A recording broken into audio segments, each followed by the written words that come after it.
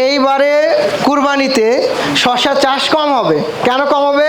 রোজার ঈদে দাম কম পাওয়ার কারণে মানুষ এখান থেকে মুখ ফিরে আনিবে নিচে। আরেকটা ব্যাপার হচ্ছে, এই কুরবানির ঈদ যে সময় পড়েছে, এই সময় যে টেম্পারেচার, ওয়েদার ফোরকাস্ট সব মিলা একটু রিস্কই বেশি হবে, এই কারণে শশা চাষ কম হবে। তো কম হওয়ার কারণে যারা করবে তারা কি দাম বেশি পাবে না কম পাবে? অবশ্যই বেশি পাবে।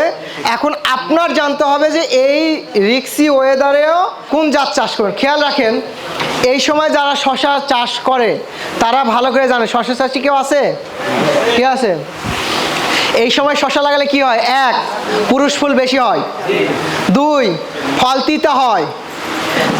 তিন, গাছে ভাইরাস বেশি লাগে। কে কে শশা চাষি ঠিক আছে?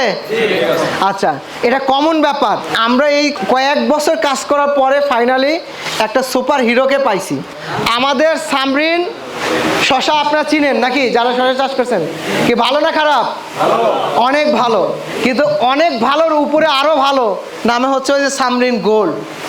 এই সময় যে শশা লাগাইলে পুরুষ ফুল বেশি হয়, এই জাতে হবে না ইনশাআল্লাহ। কারণ এটাকে জেনেটিক্যালি মডিফাই করা, এই যে ব্রিডিং লাইনটা এটা আরো আপডেট, ঠিক আছে? যে কারণে পুরুষ ফুলের যে সংখ্যাটা সেটা কম হবে। তার মানে ফলন কি বেশি হবে না কম হবে? বেশি হবে। আর আরেকটা ব্যাপার হচ্ছে, সামরিন অতিরিক্ত হিট টেম্পারেচার হয়ে গেলে যদি জমি ড্রাই হয় তাহলে ফল অনেক সময় তিতা হয়। এটা কি খেয়াল করছেন? এটা জাতের সমস্যা না, ওই টেম্পারেচার হলে তখন তিতা হতো। তো এইটা ওই জেনেটিক্যালি মানে ওটার মধ্যে যা দেওয়া আছে তাতে এরকম হয়।